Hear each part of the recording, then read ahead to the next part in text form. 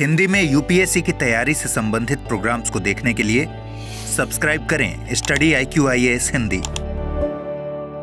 नमस्कार, बहुत बहुत स्वागत है आप सभी का स्टडी IQ IAS हिंदी में। मेरा नाम है अतुल जैन। लोकसभा में इस समय एक बड़ा ही धमाकेदार सत्र चल रहा है। जैसा कि हम लोग सभी जानते हैं, बड़े भाषण प्रतिभाषण हो रहे हैं।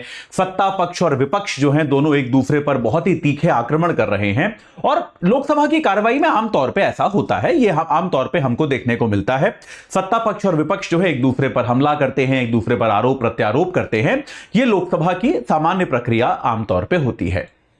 अब लोकसभा में अपना भाषण देते हुए भारत के विपक्ष के नेता जो हैं राहुल गांधी, उन्होंने अपना एक भाषण दिया और उस भाषण के खत्म होने के बाद उसके अगले दिन लोकसभा स्पीकर ने उनके भाषण के 13 हिस्सों को हटाए जाने का आदेश दिया। राहुल गांधी ने, जैसा कि ऑब्वियस है, इसका विरोध किया।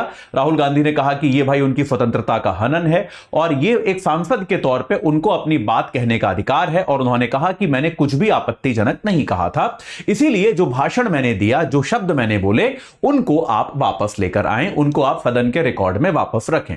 तो एक बार आज हम इस बात को समझेंगे, उन्होंने क्या कहा क्या नहीं कहा। राजनीतिक चर्चा है, उस पर हम ध्यान नहीं देंगे, लेकिन एक बार इस बात को समझने की कोशिश करेंगे कि सदन की कार्यवाही से किसी अंश को निकाल देना किसी के भाषण के, इसका मतलब क्या होता है, इसका औचित्य क्या होता है और इसके लिए क्या नियम है। क्या इसको बदला जा सकता है, क्या इसके खिलाफ कोर्ट जाया जा सकता है। तो बेसिकली इससे जुड़े हुए जो नियम हैं उनको आज हम समझने की कोशिश करेंगे। तो इस चर्चा को शुरू करने के पहले आपको बता दूं कि भाई हमारा P2I बैच जो है 8 तारीख से शुरू हो रहा है शाम 6 बजे से। लेकिन सेल जो है, सेल के अब केवल कुछ घंटे बाकी हैं। जो विक्ट्री सेल लगी थी केवल 3 तारीख तक है। तो भाई आप AJ लाइव कोड लगा के 25,999 में आप जुड़ सकते हैं। रोज 3 घंटे की live class, mentorship, daily practice questions, pre और मेंस के क्वेश्चन का डेली फीडबैक, डेली आपको मार्क्स मिलेंगे उसमें। प्री मेंस की टेस्ट सीरीज 18 किताबें आपके घर पे, और अगर आप प्री क्वालिफाई करते हैं तो मेंस की तैयारी के लिए आपको दिल्ली बुलाना, जहां पे आपका रहना खाना पढ़ना सब इसी खर्चे के अंदर समावेशित होगा।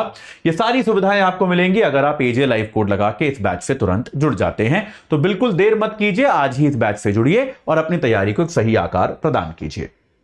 चलिए, तो इस चर्चा की शुरुआत में पहले हम एक बात को समझ लेते हैं कि भारत का संविधान का जो अनुच्छेद 105 है, पहले एक संवैधानिक प्रावधान समझ लेते हैं। भारत के संविधान का अनुच्छेद 105(2) भारत के सांसदों को सदन के भीतर अभिव्यक्ति की स्वतंत्रता देता है। इसको मैं एक्सप्लेन करूंगा, चिंता मत कीजिएगा। अब आप कहेंगे सर अभिव्यक्ति की स्वतंत्रता तो हर किसी को है, लेकिन बहुत ज्यादा स्वतंत्रता देता है, इसके बारे में मैं आपको बताऊंगा। सदन के भीतर जो है अभिव्यक्ति की अभूतपूर्व स्वतंत्रता भारत में सांसदों को दी गई है। इसका क्या मतलब हुआ? इसका मतलब यह हुआ कि सदन के अंदर सांसद जो चाहे कह दे, आप उस पर कोई कार्रवाई नहीं कर सकते। भाई आप पर और मेरे पर तो भाई लिमिटेशन है कि नहीं है, हमारी अभिव्यक्ति की स्वतंत्रता पे कुछ सीमाएं हैं कि नहीं है। अगर मैं आपके बारे में कोई अनर्गल अपमानजनक बात कह दूं तो आप मेरे पर मानहानि का मुकदमा कर सकते हैं। अगर मैं कोई देश तोड़ने की बात कह दूं, देश विरोधी बात कह दूं, तो आप मेरे पे देशद्रोह का मुकदमा करा सकते हैं। यह बात सही है कि नहीं है? तो हम सबके पास अभिव्यक्ति की स्वतंत्रता है, लेकिन उसकी कुछ कानूनी सीमाएं हैं, यह बात तो हम जानते हैं। लेकिन सदन के अंदर, याद रखिएगा, सांसदों को भी यह सुविधा केवल सदन के अंदर उपलब्ध है। तो जब सांसद संसद के अंदर बोल रहा है तब वो कुछ भी कह सकता है। उसकी कही हुई किसी भी बात पर उसको न्यायालय में नहीं लेकर जाया जा सकता या फिर उसे किसी प्रकार का दंड नहीं दिया जा सकता।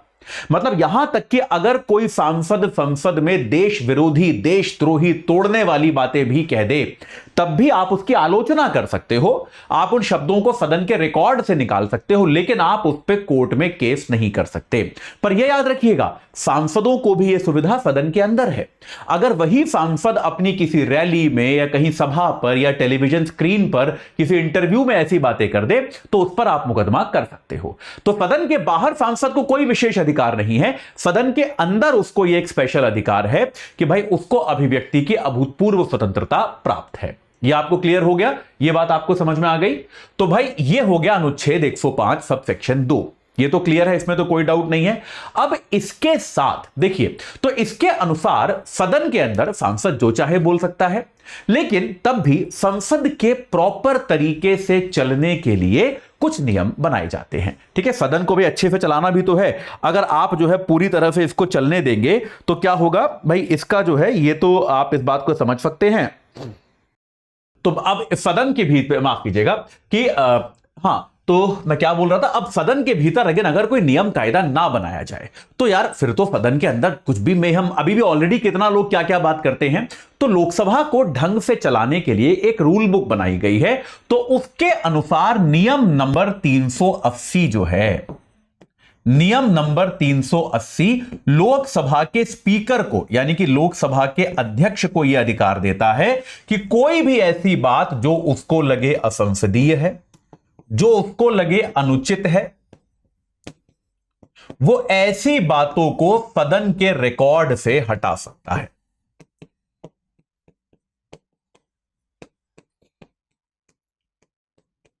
ठीक है, तो याद रखिए, देखिए लोकसभा के अंदर ऐसा नहीं है कि आप जो चाहे बोल दो। हर शब्द जो आप बोलते हैं वो उसकी जांच की जाती है। हर शब्द जो आप बोलते हैं, सदन का एक लोकसभा सचिवालय का रिकॉर्ड विभाग होता है जो उसको सुनता है, और उसमें अगर कोई भी ऐसा शब्द, कोई भी ऐसा मान लीजिए वक्तव्य आ जाता है, कोई भी ऐसी बात आ जाती है जो ये माना जाता है कि गलत है, जो ये माना जाता है कि भाई असंसदीय है, तो उस बात को हटाने की ये सिफारिश लोकसभा अध्यक्ष को करते हैं, और लोकसभा अध्यक्ष इस पर स्वविवेक से निर्णय लेकर सदन को आदेश दे सकता है, सचिवालय को आदेश दे सकता है कि जिस भी सदस्य ने यह भाषण दिया उसके भाषण के ये अंश जो हैं अब रिकॉर्ड में नहीं जाएंगे। अब रिकॉर्ड में जाने का क्या मतलब होता है? देखिए, रिकॉर्ड में जाने का मतलब यह होता है कि लोकसभा के अंदर जो भी बात की जाती है उसकी ट्रांसक्रिप्ट मेंटेन की जाती है। तो ऐसा नहीं है कि आपने लोकसभा में बोला और बात खत्म हो गई, वो कोई पब्लिक रैली नहीं है। लोकसभा के अंदर सदस्यों द्वारा बोले जाने वाले हर शब्द का रिकॉर्ड उपलब्ध है। हर शब्द जो है वो सदन की लाइब्रेरी में रखा जाता है, उसका रिकॉर्ड बनाकर रखा जाता है, यह डिजिटली भी उपलब्ध होता है। ठीक है, तो अब लेकिन क्या हो गया, तो भाई ताकि आने वाले समय में जब कभी इतिहास देखा जाएगा तो आने वाले समय में यह देखा जाएगा कि भाई कोई भी इतिहासकार, कोई भी रिसर्चर जब देखेगा तो उसको पता चलेगा कि अच्छा, उस समय के विपक्ष के नेता ने सत्ता पक्ष से यह सवाल पूछा था, तो सदन के रिकॉर्ड में यह भर्ती होता है। लेकिन अगर किसी भाग को अध्यक्ष आदेश देता है, स्पीकर आदेश देता है कि इसको रिकॉर्ड से हटाया जाए, तो वो भाग जो है वो सदन के कार्रवाई के रिकॉर्ड में शामिल नहीं होता। अगर रिकॉर्ड में ऑलरेडी वो लिखा जा चुका है तो उसको तारांकित किया जाता है और नीचे लिखा जाता है कि इस भाग को हटा दिया गया है कार्रवाई से, और लोकसभा अध्यक्ष ने इसका आदेश दिया था।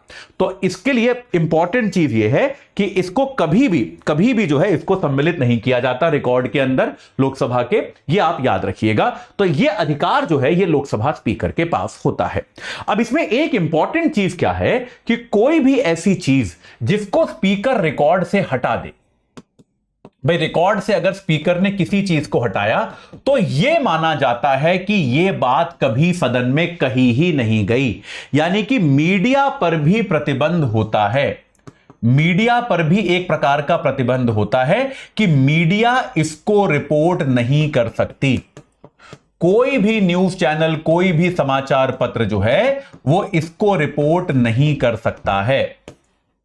ठीक है, यह बात स्पष्ट है। तो मान लीजिए राहुल गांधी ने कुछ कहा, मान लीजिए अग्निवीर स्कीम के बारे में उन्होंने सरकार पर आरोप लगाए, और लोकसभा अध्यक्ष ने उस पार्ट को उनके भाषण की, यह हुआ है एक्चुअली, उनके भाषण से वो वाला भाग हटवा दिया है। तो राहुल गांधी ने अग्निवीर भाषण के बारे में जो भी कहा, कोई भी मीडिया चैनल अब उसको रिपोर्ट नहीं कर सकता, ना वो क्लिप दिखा सकता है, ना उसके बारे में कोई और काउंटर सवाल पूछ सकता है। यह बात स्पष्ट है।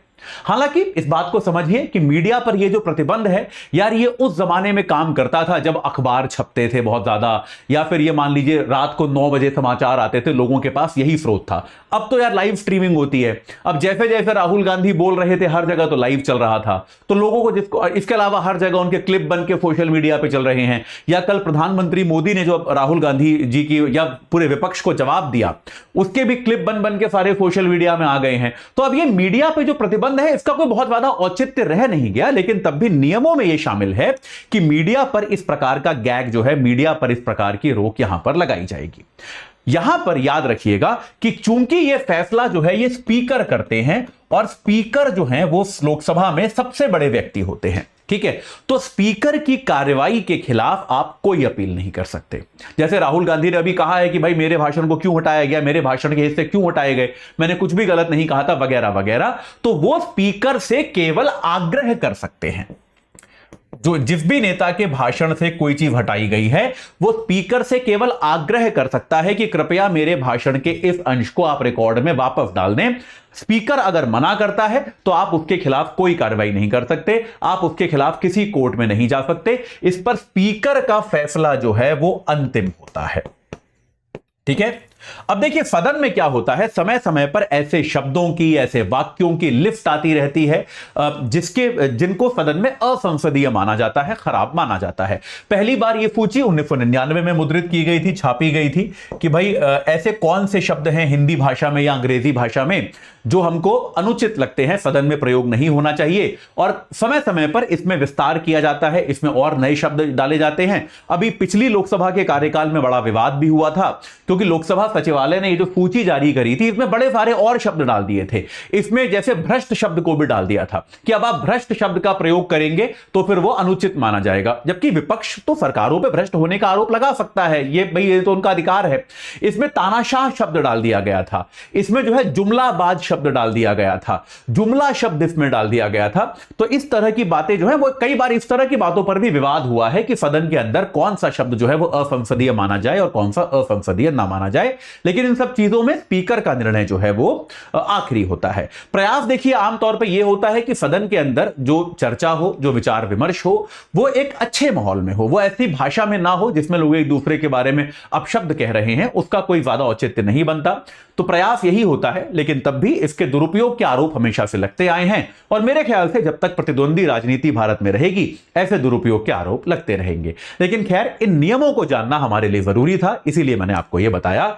जाते जाते आपको एक बार फिर से बता दूं कि भाई हमारा P2I बैच जो है 8 तारीख से शुरू हो रहा है, लेकिन सेल जो है वो केवल 3 तारीख तक है, ये याद रखिएगा। तो AJ लाइव कोड लगा के 25,999 रुपए में आप इस सेल से, आप इस बैच से जुड़ सकते हैं। रोज 3 घंटे की live class, mentorship, daily practice questions, pre और मेंस के क्वेश्चंस का रोजाना समाधान। इसके अलावा आपको जो है प्री मेंस की टेस्ट सीरीज, 18 किताबें आपके घर पे। और अगर आप प्री क्वालिफाई करते हैं तो मेंस की तैयारी के लिए आपको दिल्ली बुलाया जाएगा, आपका रहना खाना पढ़ना सब कुछ इसी में इंक्लूडेड होगा। तो आज ही AJ लाइव कोड लगा के इस बैच से जुड़ जाइए और अपनी तैयारी को एक सही आकार प्रदान कीजिए। इस चर्चा से जुड़ने के लिए आप सभी का बहुत बहुत धन्यवाद। हिंदी में UPSC की तैयारी से संबंधित प्रोग्राम्स को देखने के लिए सब्सक्राइब करें स्टडी IQ IAS हिंदी।